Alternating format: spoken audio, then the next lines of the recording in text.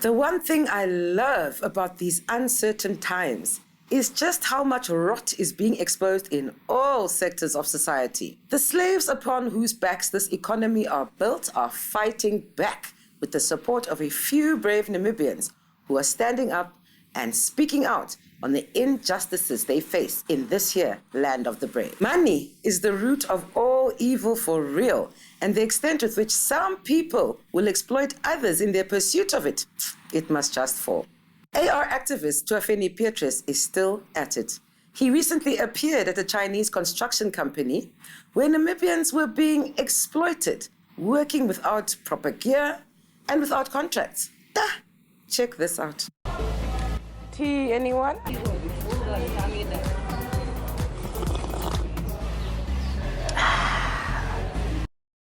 So I need to understand, how do you communicate with gentlemen? If none of no, who's it? And I said you guys are working without a contract. Huh? Without even a pay slip or something like that. And yet you guys are just working.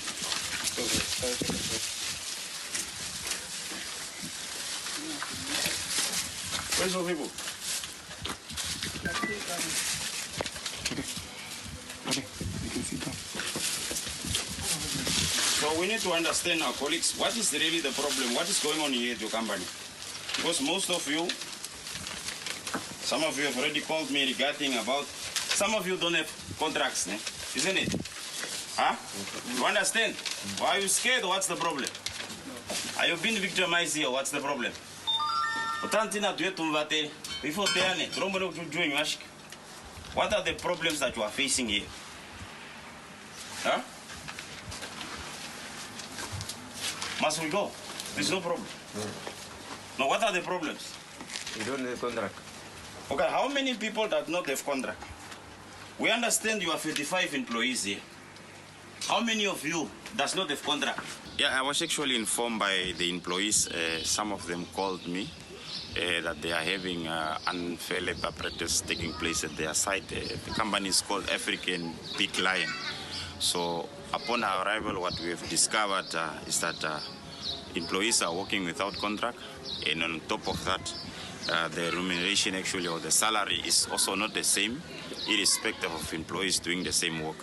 So we also find that the Chinese that were there that time, they could not really speak proper English, or communication was a bit difficult. Then we spoke to the supervisor. We asked him how does he then communicate then with his site manager or supervisors there, the Chinese colleague. Then he tells us they normally do transfer through an SMS, where he writes an SMS in English and then he transfers into Chinese. That's actually the common practice. We have also come to realize that the dining hall where the employees are having their lunch is also not of a safety standard. One have seen the pic, how it looked like. It's only where they eat there. There's no tables, there are no chairs. And so far, after we left the Chinese, we're actually telling the employees that, or asking them why did they call the AR activists to come on site, because apparently they are paying them good salary and so on.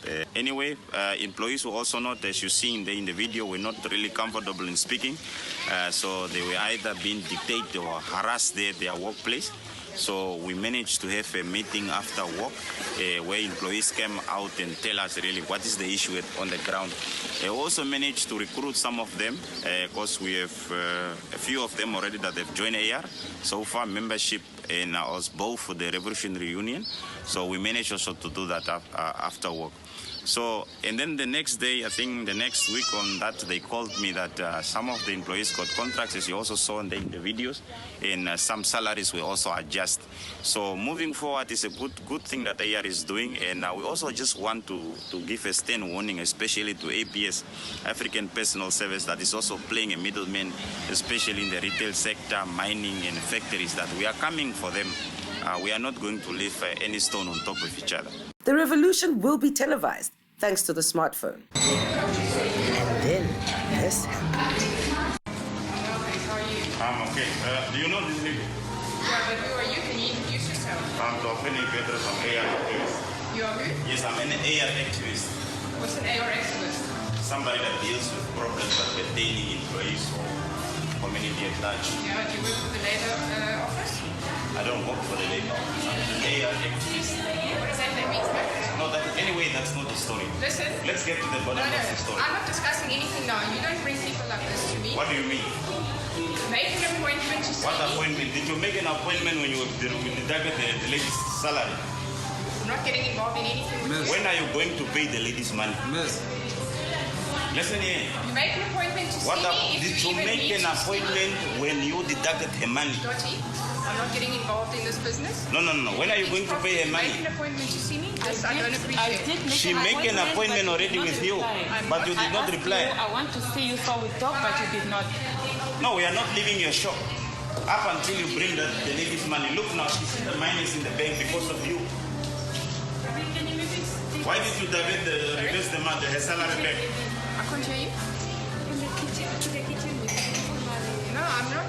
What appointment do you want? Did you make an appointment when you reversed her salary Can I just back? say something? I'm alone at the till. I cannot give you my undivided attention.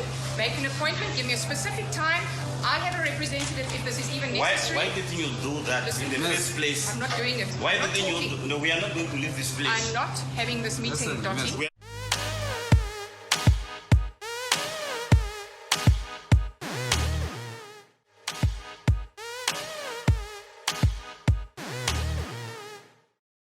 Throughout lockdown, we heard how truck drivers have been going through it, with beef between cross-border drivers and drivers in, for example, South Africa in particular. Petersen Kambinda is the commander-in-chief of the newly formed Namibia Revolutionary Transport Union and is spearheading efforts to bring some dignity to the workers at the coast.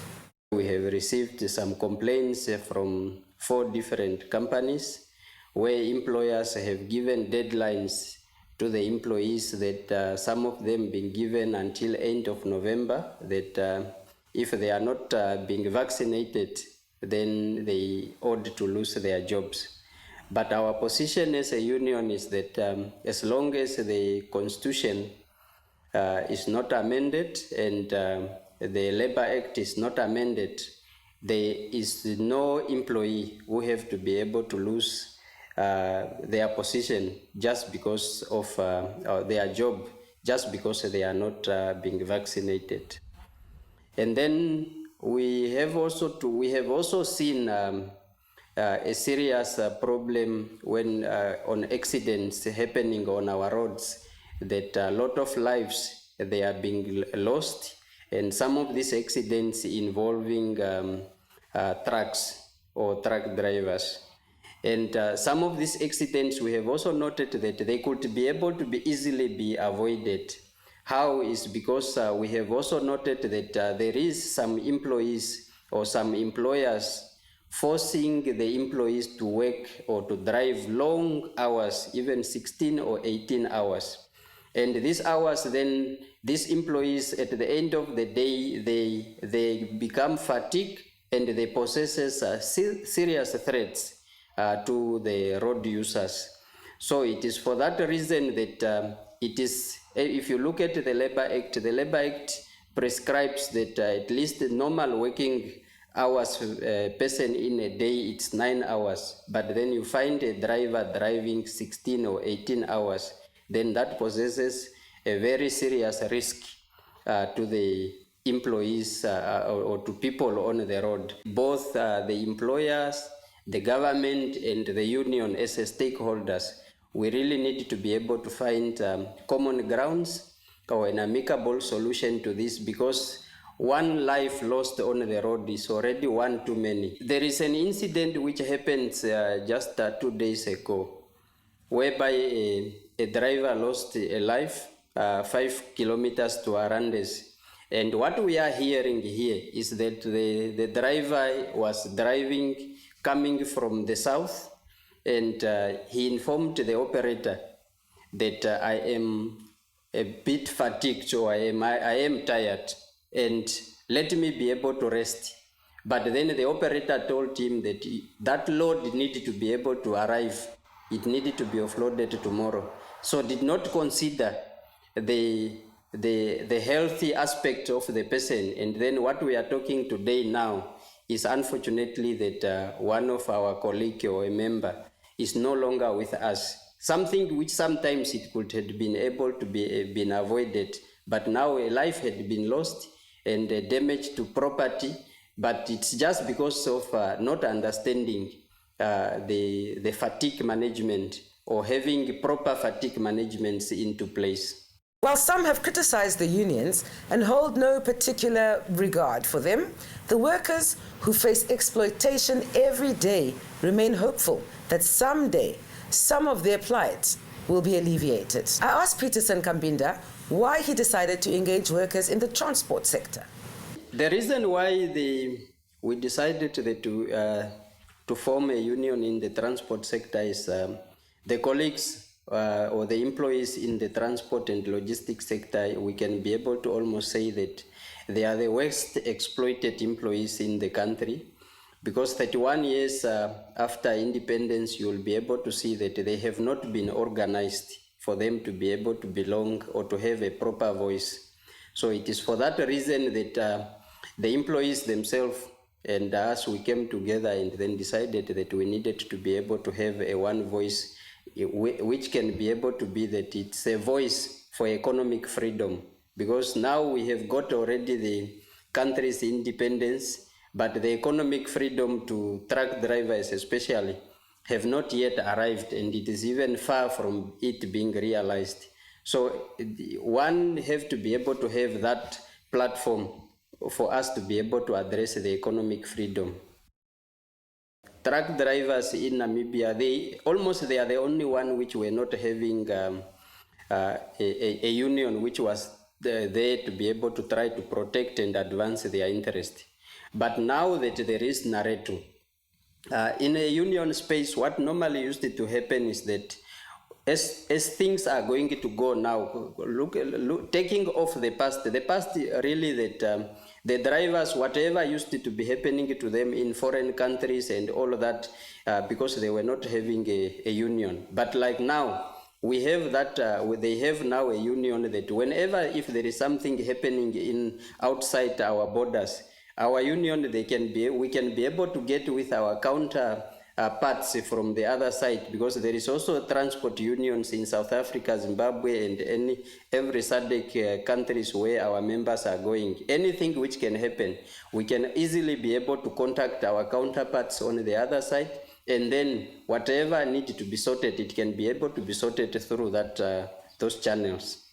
Yeah, but you see the difference with Naretu and some other unions is that as a union it is not myself, but a union it is me and a truck driver.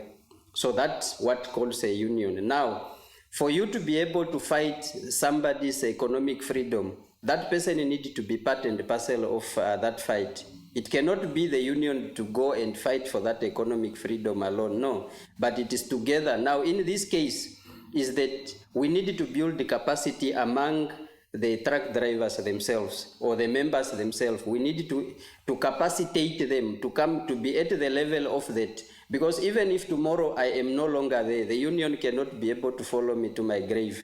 But rather, the union must still be able to go stand that test of time that after I am gone, somebody else can be able to step in. Now, in this case is that, let me say, for example, that employees at Sneyman Transport, for example, it is not only me to go and negotiate with Sneyman, no, but rather to capacitate the leaders, to have leaders at Sneyman Transport, capacitate them to the level that they can be able to negotiate and defend themselves. Now, how do you do that? Is by providing them training. So what we are going to do is that once we have signed that recognition with Sneyman, then we need to be able to elect the branch leaders at Sneyman Transport. Those leaders, you capacitate them, you take them through trainings. So trainings which can be able to make them that they can be able to go and fight and defend for themselves. Now then,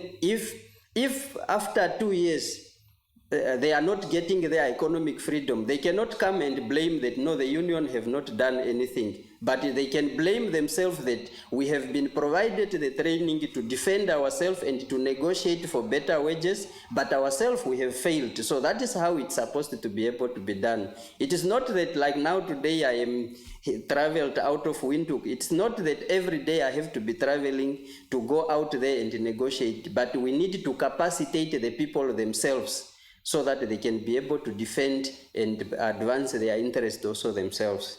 The employers, they must not be able to look at a union as just that as like a problematic organization, but rather they need to be able to take us as a stakeholder, because when the employees have chosen us to be their representative, now when the employees, if we work together and then we find to any problem amicable solutions, what happens thereafter is that the organization, when the employees are happy, the organization can thrive.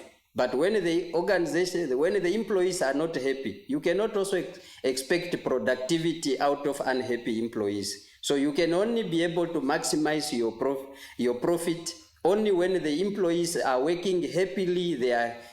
You respect their rights and all of that. When these things are in place, you will be able to see the growth of your company. It can also be able to grow, to taking it to higher heights. Is that all? Yes.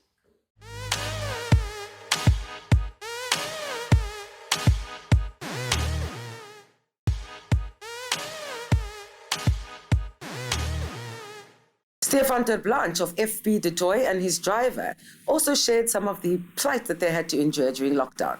Everybody must work together to see how we can assist these drivers, how we can make it easier for them. Because currently, now the drivers, this total COVID, the pandemic, since we have the first lockdown, end of March, it's more than 3 months now. Most of our drivers didn't go home in this 3 months. They don't see their families. I spoke to truck driver Nathaniel Jonas. The problem is net onze gaan niet meer eens doen nie. Onze zoals nou ik kom ik ben net zo tot nou ik gaan aflijn na dan ik gaan laat dan ik kom zo mole zoals nou ik gaan halale toe. Ik ga niet eens toe. Die probleem is net zo. Zoals nou die government ik niet ons. Zoals nu onze willen huis toe gaan, maar die gaan niet eens toe niet. En ze die government die zegt, mag niet dat op dat je leed dat op het is. Is het niet mooi met jou niet? Nee, sorry, dat is niet probleem man. En hanteer jou mooi. Ja, zoals nu onze rij, dat is op die pad dat is een lot broken nee. Nee, le vrouw net jou dan is klein feed vanaf dat zo je rij. Nee, is niet probleem man. Die probleem van die toetjes net die zo baby. Bij Botswana altijd je kan dieren dat je les checken dat zo bij die nieuws en niet zo bij die wat is probleem van us is dat mensen nou willen niet gaan niet kan willen niet kan omdat dat is checken is een probleem nee corona is een probleem je mensen tu je gaan dat zo bij Paradine nee na tu je ja ai Yen wie is alright, maar laat die vroegen de ene die toewierde. Ai, je wil springen die toe gaan is toe. AR activist Tuhafeni Petrus found his calling and chose to represent the slaves upon whose backs the economy is built. He shared some of the insights he has gained in his quest to liberate his fellow brethren and sistren. The Mine Workers Union, when I was a member of the Mine Workers Union, I actually stood from shop steward and then I became a branch chairperson and then I was a regional chairperson. In life, people will fear you when you are doing the right thing. You understand? And I've come to realize this is a theme of you should turn a blind eye when workers are being exploited. You understand? And that is not what my heart desires. You understand? And to me, getting fired or whatever they call it in the media, That is something that I've already told myself. I'm not going to go with the team that is only there for tea and cookies or to be seen, to look nice to employers. But my vision and aim is to represent the workers' interests and the community at large. And that's it. I'm very glad to be an AR activist now, where I'm free to operate and to assist where I can. And mission accomplished. I mean, we all the best for AR going forward in the future. And we will liberate and free people from the myope of this apartheid and colonialism system that is embarking in, especially in the working class of Namibia. I'm having 2 phones now, which is actually non-stop ringing, which is also irritating now and then, but one have to attend to it. By the way, people are calling as late as 9 o'clock in the evening, whereby, if you are a servant of the people and people are seeing that AR is doing a great job, I also almost receive over 15 calls a day on both my cell phone numbers. Today I received a very sad story that there's a company in Karabab where women are working at a brick making company or factory, so-called to say, which one still need to organize and go meet up with management, where a lady, apparently her fingers were cut and she was booked off, and that same month she was also not paid, and as we speak now she's still at home. So things of this magnitude, really, employees have been exploited and government is literally doing nothing. Trade unions that have been existing, as you see, they are just there for decoration. And with that, it's a wrap. Thanks for watching.